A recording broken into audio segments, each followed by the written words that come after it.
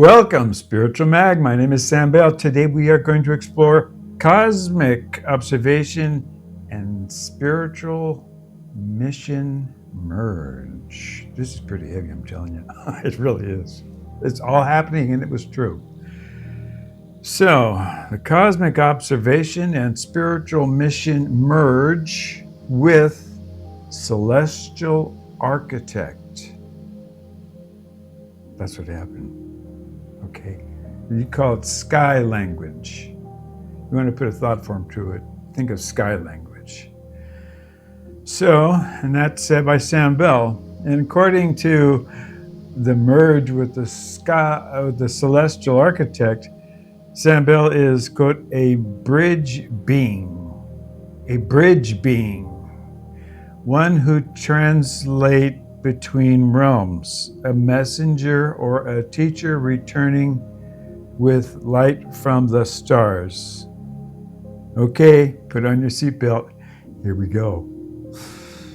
The Jesuits and Trujillo. The Jesuits and Trujillo historical context. The Jesuit order, the Society of Jesus, was founded in the 16th century by Ignatius of Loyola, a mystic soldier who underwent a radical transformation after being wounded in battle.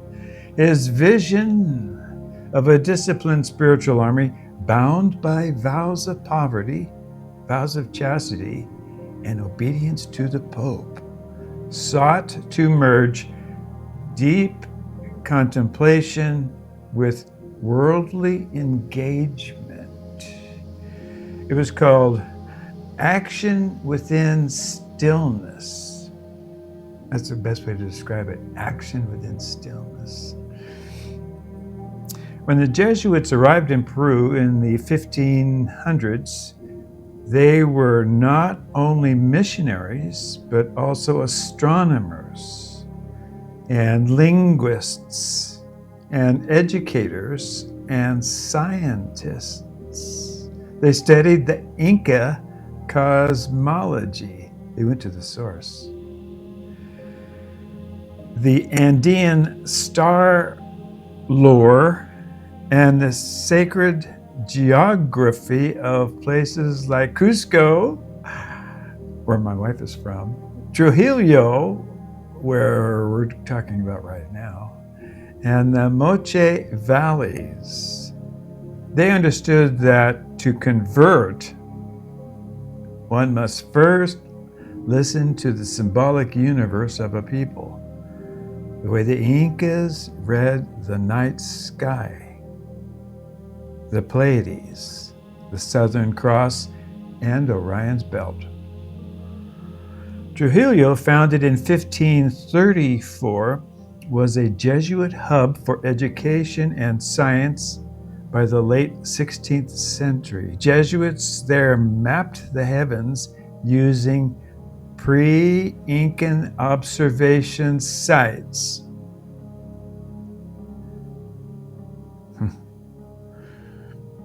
And gotta go back where I was. Into these, some of which aligned with Orion's rising over the Pacific. To the Moche and Chimu cultures before them, Orion was not just a cluster of stars, but a celestial architect. Cool.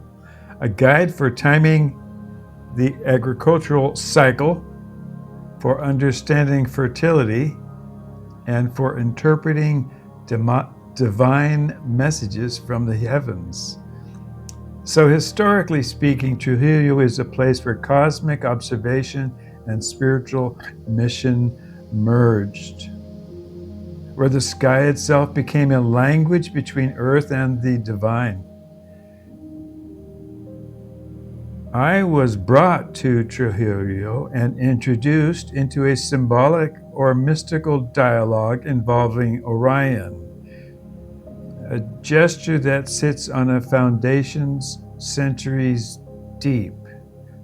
The Orion connection cosmic archetypes and consciousness.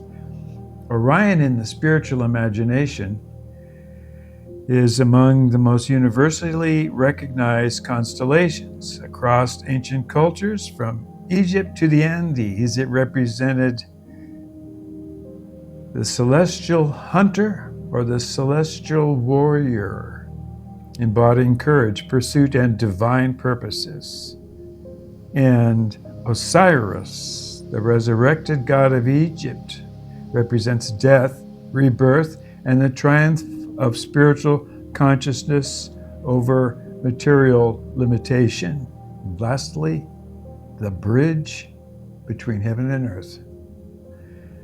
A gateway constellation pointing toward the galactic plane and a more profound cosmic mysteries. In Andean cosmology, certain stars in Orion and the Milky Way's dark cloud formations were linked to the lamas of creation, linked to the rain bringers and ancestral spirits descending from the sky to nourish the living. In that sense, being linked symbolically with Orion implies being seen as a bridge being. Yay, bridge being! One who can translate between realms, a messenger or a teacher returning with light from the stars. Well, spiritual discernment and cosmic mission. Again, Jesuits are trained not merely in theology, but in discernment. The art of distinguishing voices, which impulses arise from God, Spirit, arise from self, ego, or from darker distortions, fear, pride, and deception. Their initiation and training include prolonged periods of silence and reflection, the spiritual exercises, designed to teach how to listen to divine promptings and to test visions or inspirations for authenticity.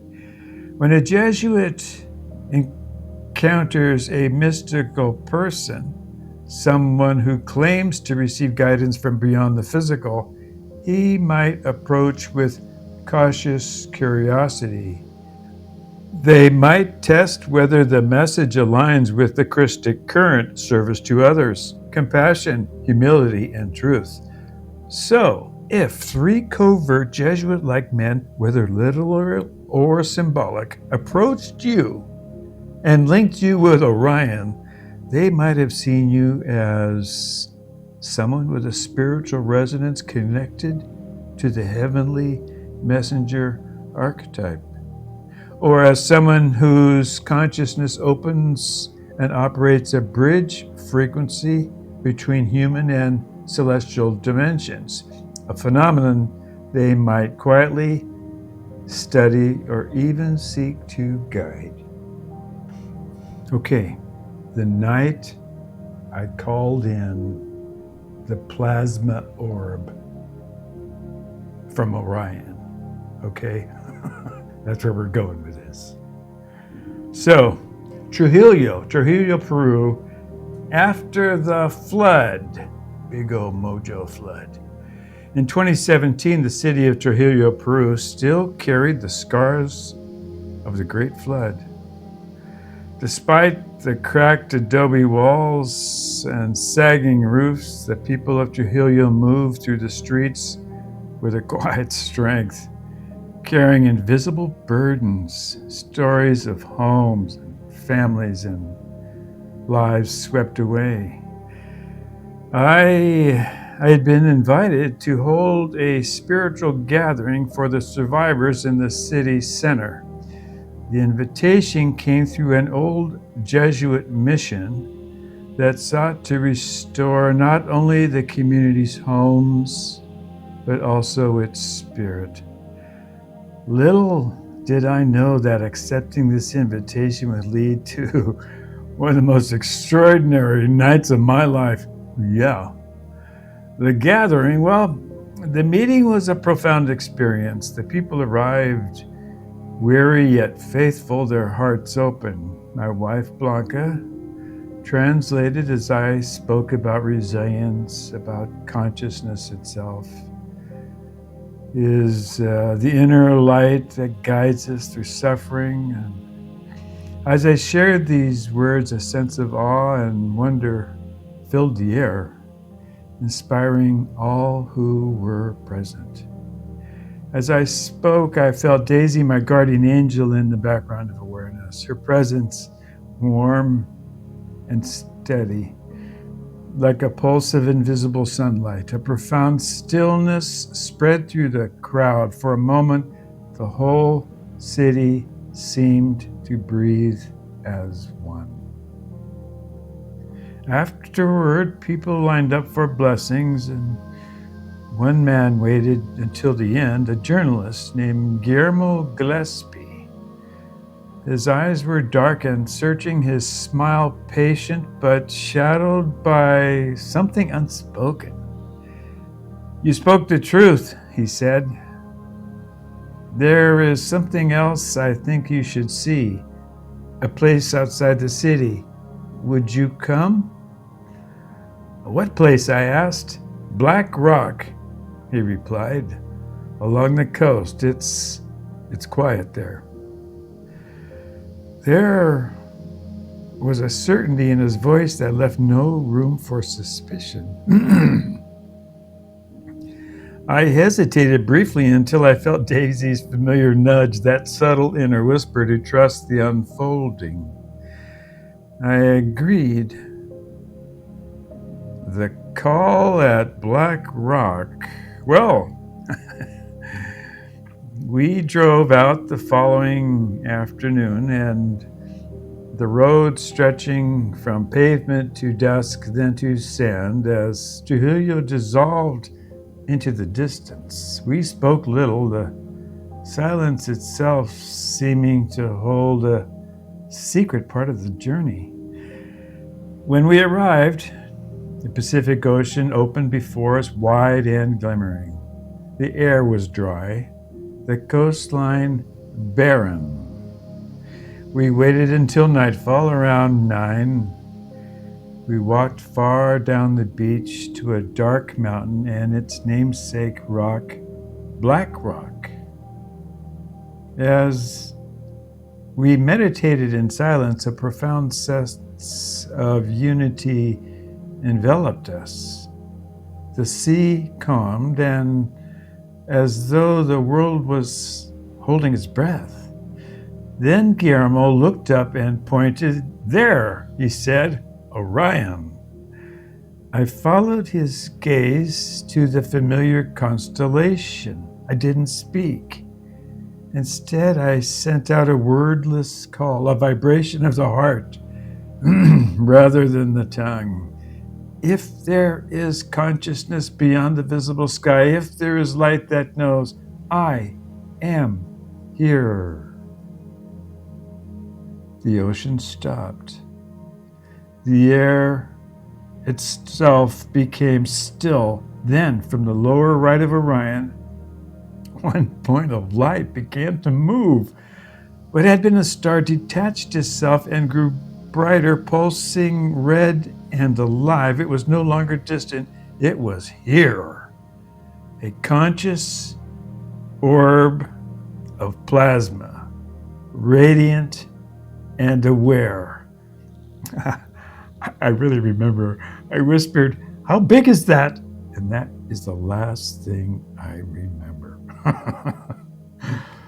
Missing time. Big time. The next moment, I was standing by a lone light pole at the end of the road, miles from where we'd begun. The night had folded into something beyond the ordinary. Wow. The men in the desert. The next morning, Guillermo returned saying his brother was ill and wanted a blessing. I agreed without hesitation, but instead of a home or a hospital, we drove to an unfinished cement building deep in the desert, windowless, bare, and silent. I remember it clearly, man. Boy, I thought I was going to go see a sick guy up some stairs. Walked in. Inside, 3 men waited. They stood apart, their shoes spotless, despite the ever-present dust. 2 were tall, dressed in fine black wool. The third wore a gray suit unlike any I had seen in Peru. Their demeanor was courteous but devoid of warmth. One spoke first. "We know who you are," he said. "We know what you did last night. We want your help." Something tightened in my chest. "What kind of help?" I asked. "To fight Israel," the man replied without hesitation. I shook my head. "I will not fight Israel. This is not my calling." He studied me. "Then what is your calling?" "To lift consciousness," I said with a sense of empowerment, "to help humanity awaken, not to take sides. If you ever wish to talk about that, call my cell. Just mention vegetables." They exchanged uncertain glances with each other. I did not elaborate. I thanked them, turned, and stepped back into the blinding sun. The wind moved through the desert like an ancient breath. I never saw them again. Well, okay.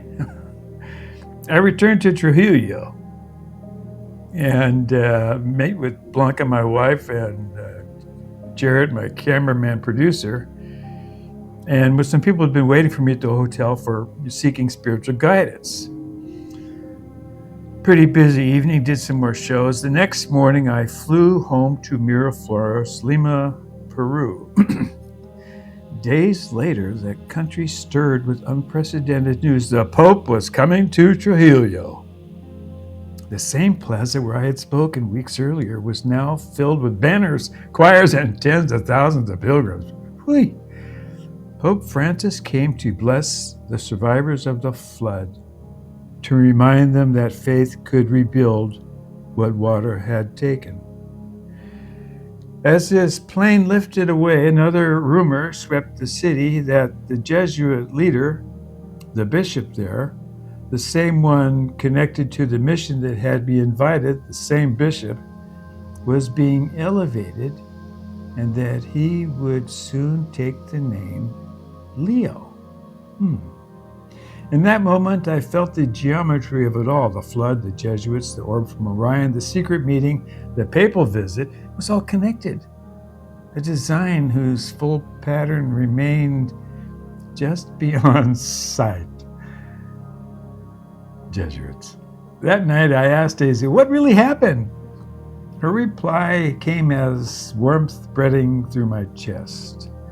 A quiet knowing that what had occurred was not to frighten, but to awaken. Not every experience is meant to be explained. Some exist only to realign the soul. I had seen the light, faced men of power, and chosen instead the path of consciousness. That choice still stands. So, Robert Francis Prevost, now Pope Leo XIV, was born in Chicago, 1955, an Augustinian who spent decades in Peru, I think 20 years. He served in Trujillo, Chiclayo, and Chulucanas. How do you say it? Chulucanas. Communities that shaped his compassion and humility. Well, I'm going off text here, but there's a lot of poor people, man. Loving poor people. You want to find out what it's like? Do stuff like our Lord did? That's the kind of the crowd you need to hang with. And then you'll have some real gratitude for whatever the hell you got. Okay, back to the text. So, He was granted Peruvian citizenship in 2015. Locals remember the bishop as calm, attentive to the poor, and unwavering in faith. As Pope, his actions have reflected the same gentle but radical clarity. For example, inclusion of women. The Pope did this already. Inclusion of women. He invited women into roles of governance long reserved for men, expanding the church's leadership to reflect divine balance. Oh my God. Also, transparency and accountability. He called for audits. Holy shit. He called for audits, integrity, and reform within church institutions. Oh, that went over like a lead balloon.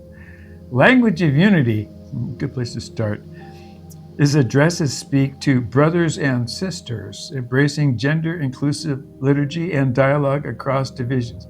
Is that cool? Very, very cool. Commitment to the poor. Say 1996, September 21st, I went to heaven. Light came out of my chest. Somebody says, well, what was it like? I'll say the only thing I can really say is, when you help the least of those, you're helping our Lord. I'm telling you, that's the best way you can describe what heaven's like. So, commitment to the poor. His first encyclical, Dilexite, I Have Loved You, renewed the church's focus on compassion, economic justice, and solidarity for migrants. Commitment to the poor. I just said that one. Balance with tradition. Balance with tradition.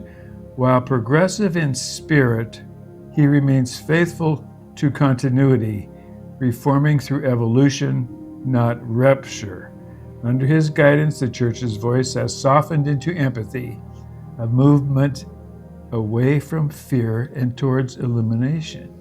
So, what's going on here with the Orion resonance? So, the Orion resonance in esoteric traditions, Orion represents the celestial hunter, the seeker of divine truth, go Leo, the resurrected Osiris, the bridge between heaven and earth in Peru. Many cultures see it as a living symbol of cosmic intelligence. They see it as a cosmic intelligence. With their eyes, they see it. To some, Orion communication signifies contact not with alien beings, but with consciousness itself. A universal awareness that transcends form and space. Skeptics may call this imagination. Mystics know it as resonance. That night at Black Rock, I did not encounter technology, I encountered intention. The light that descended was both external and inward. It moved with the same consciousness that later seemed to move through the reforms of Pope Leo XIV. Unity over fear, service over power, awakening over division. Was there a link? Perhaps not in the literal sense, but in the field of consciousness, patterns echo. Symbols repeat. Energy seeks alignment. When consciousness calls, those attuned will respond. For those with ears to hear, whether in the deserts of Peru or in the marble halls of the Vatican. Looking back, I see the flood, the gathering, the orb from Orion, the men in black, the Pope's ascension were not separate events, but facets of one movement, something of a convergence of human and divine intention. I got my fingers crossed too. The experience was not meant to be a spectacle. It was a reminder. Consciousness itself, luminous, sentience, eternal, is the bridge between worlds. When we act from it, we participate in a divine network that links stars, souls, and sacred history. That is the proper Orion communication. This is not about extraterrestrial contact. It is about remembering that we are the communicators, receivers of light, translators of love, builders of bridges between the visible and the invisible. The promise I made that night still holds. I will stay with the one that heals, not divides. Because the light I called did not come from astonish. It came to remind us that awakening is already within. waiting for the courage to see. You and all your loved ones are always in my prayers.